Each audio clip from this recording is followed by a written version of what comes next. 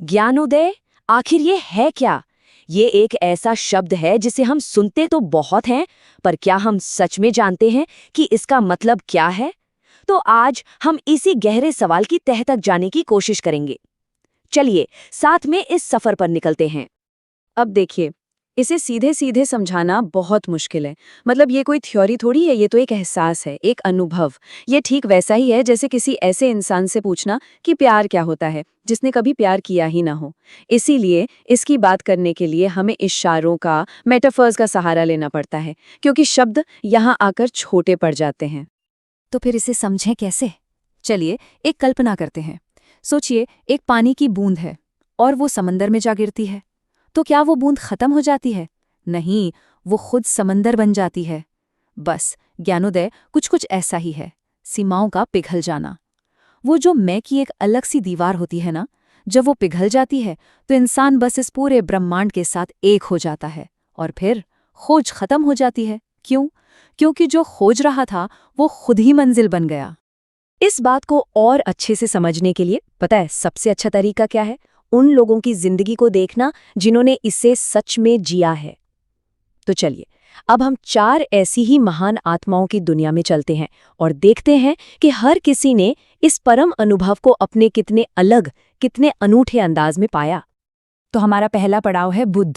उनका जो अनुभव था उसे एक शीतल ज्वाला कह सकते हैं। मतलब एक ऐसी आग जिसमें रोशनी तो है पर कोई जलन नहीं, कोई तपन नहीं। बुद्ध का अनुभव एकदम शांत था। ऐसा शांत जैसे रेगिस्तान में खिली हुई ठंडी चांदनी। कोई शोर नहीं, कोई एक्साइटमेंट नहीं। उन्होंने दुनिया की सारी दौड़ भाग को देखा और समझ गए कि ये सब व्यर्थ है। तो उन्होंने बस इच्छाओं को छोड़ दिया और एक गहरी ठंडी शांति में डूब गए। ये कुछ पाने का जोश नहीं था, ये सब कुछ छोड़ देने का सुकून था। ये इच्छा की मृत्यु थी। और उनका तरीका हैरान करने वाला, सीधा साधा। बोधि वृक्ष के नीचे बैठकर उन्होंने अपने मन से कोई लड़ाई नहीं की, उसे दबाया नहीं, उन्होंने बस उसे देखा, एक साक्षी की तरह। ठीक वैसे ही जैसे कोई आसमान में आते जाते बादलों को देखता है। और पता है क्या हुआ? देखते देखते जो देख रहा था वो खुद ही प्रकाश बन गया। और उनकी जो परम अनुभूति थी वो इसी में थी कि पाने को कुछ है ही नहीं, जाने को कहीं है ही नहीं। उन्हें ये एहसास हुआ कि ये जो सारी भागदौड़ है, ये जो इच्छाएं हैं, यही तो सारे दुख की जड़ हैं। और जब कोई इच्छा ही नहीं बचती, तब जो परम शांति मिलती है, बस वही निर्वाण है। ये भ्रम की आग का बुझ जाना था, जिसके बाद सिर्फ एक साफ, शांत मौजूदगी बचती है। तो ये थी बुद्ध की शीतल शांति। अब यहाँ से हम चलते हैं एक बिल्कुल अलग अनुभव की तरफ, जीसस का ज्ञानोदय। ये शांत नहीं था, ये प्रेम की एक धधकती हुई आग जैसा था, जिसमें जुनून था, एक तड़प थी। देखिए, जीसस का रास्ता वैराग्य का नहीं था, उनका रास्ता था गहरे भावुक प्रेम का। उनके लिए ईश्वर कोई दूर बैठा हुआ नहीं था, बल्कि वो एक प्रेमी था जिससे वो सीधे बात करते थे। उनकी पूरी जिंदगी उस दिव्य शक्ति के साथ एक भावुक प्रेम संबंध की तरह थी, एक पुकार थी। तो जहां बुद्ध चुपचाप मौन होकर बस देख रहे थे, वहीं जीसस खुले दिल से प्रार्थना कर रहे थे, प्रेम कर रहे थे। उन्होंने दुनिया के दर्द से मुंह नहीं मोड़ा, बल्कि उसे खुद में समा लिया, उसे गले लगाया और फिर उसी दर्द के पार निकल गए।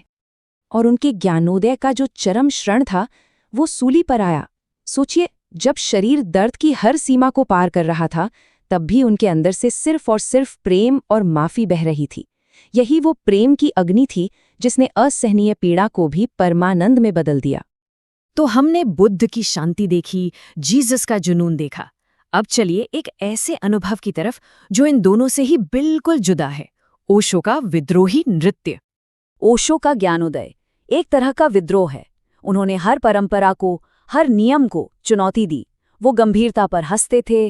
उन्होंने कहा कि अध्यात्म को उदास और सीरियस होने की कोई जरूरत नहीं है। शरीर और आत्मा के बीच कोई चुनाव मत करो, दोनों का जश्न मनाओ। उनका रास्ता हंसी का था, नृत्य का था, जिंदगी के हर रंग को पूरी तरह अपनाने का था। उनका जो मूल संदेश था वो था टोटल, यानी समग्रता। जिंदगी से भागो मत, बल्कि उसे इतनी गहराई से जियो कि पार जाना अपने आप हो जाए। हर पल को इतने होश और इतने आनंद से जियो कि ध्यान कोई अलग से करने वाली चीज ना रह जाए, बल्कि आपका पूरा जीवन ही ध्यान बन जाए। और बस इसी जश्न में, इसी उत्सव में ज्ञानोदय खुद ब खुद हो जाता है। और अब आखिर में हम आते हैं दलाई लामा के अनुभव पर। उनका मार्ग है एक स्थिर, गहरी करुणा का, और शायद आज की दुनिया में ये सबसे ज्यादा जरूरी भी है। दलाई लामा की जो मौजूदगी है वो बर्फ पर पड़ती धूप की तरह है, कोमल, चमकदार और एकदम स्थिर। सोचिए, उन्होंने अपने लोगों का कितना दुख देखा है, इतना सब कुछ सहा है, फिर भी उनके चेहरे पर एक कोमल सी मुस्कान और आंखों में एक गहरी शांति रहती है। उनका ज्ञानोदय शोर नहीं मचाता, वो हर हाल में स्थिर रहता है। और उनका ज्ञानोदय किसी हिमालय की गुफा में नहीं मिलता, बल्कि वो दुनिया के बीच रहकर जिया जाता है, दूसरों की सेवा करने में, दया के छोटे छोटे कामों में। उनके लिए करुणा कोई इमोशन नहीं है, बल्कि वो होने की एक अवस्था है। ये एक जागृत आत्मा की अपनी खुशबू की तरह है, जो बिना किसी कोशिश के अपने आप फैलती है। तो हमने 4 बिल्कुल अलग अलग रास्ते देखे, एक शांत, एक भावुक, एक विद्रोही और एक करुणा से भरा हुआ। अब सवाल ये है कि ये रास्ते भले ही इतने अलग दिखते हों, पर क्या ये सब एक ही मंजिल पर ले जाते हैं? देखिए, बुद्ध कहते हैं स्थिर रहो और जानो, जीसस कहते हैं प्रेम करो, ईश्वर में विलीन हो जाओ, ओशो कहते हैं जश्न मनाओ, पूरे हो जाओ, और दलाई लामा कहते हैं दयालु बनो, सेवा करो।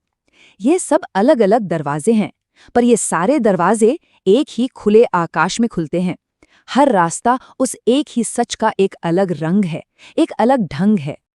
तो फिर इन सभी रास्तों में कॉमन क्या है? वो कौन सी एक चीज है जो इन सबको जोड़ती है? वो है अहंकार का पिघल जाना, वो मैं का भाव जो हमें सबसे अलग और खास महसूस कराता है। जब वो दीवार गिर जाती है, जब वो पिघल जाता है, तब जो पीछे बचता है बस वही ज्ञानोदय है। फिर आप उसे चाहे कोई भी नाम दे दें। और आखिर में एक बहुत जरूरी बात, ये समझना कि ज्ञानोदय कोई मंजिल नहीं है जिसे पाना है। ये कोई चीज नहीं है, असल में ये प्रकाश नहीं है, ये तो प्रकाश का स्रोत है। ये वो शून्य है जहां से सब कुछ पैदा होता है और जहां सब कुछ वापस लौट जाता है। तो फिर आखिर में सवाल वही है, ज्ञानोदय क्या है? शायद इसका कोई एक सीधा जवाब है ही नहीं। जैसा ओशो ने कहा था, सच को सिखाया नहीं जा सकता, लेकिन हाँ, उसके चारों ओर एक नृत्य जरूर किया जा सकता है, एक जश्न मनाया जा सकता है। और कौन जाने, शायद उस नृत्य को देखते देखते ही किसी के अंदर कुछ जाग जाए। तो ये सवाल हमें किसी एक जवाब पर नहीं, बल्कि एक अनंत संभावना पर लाकर छोड़ देता है।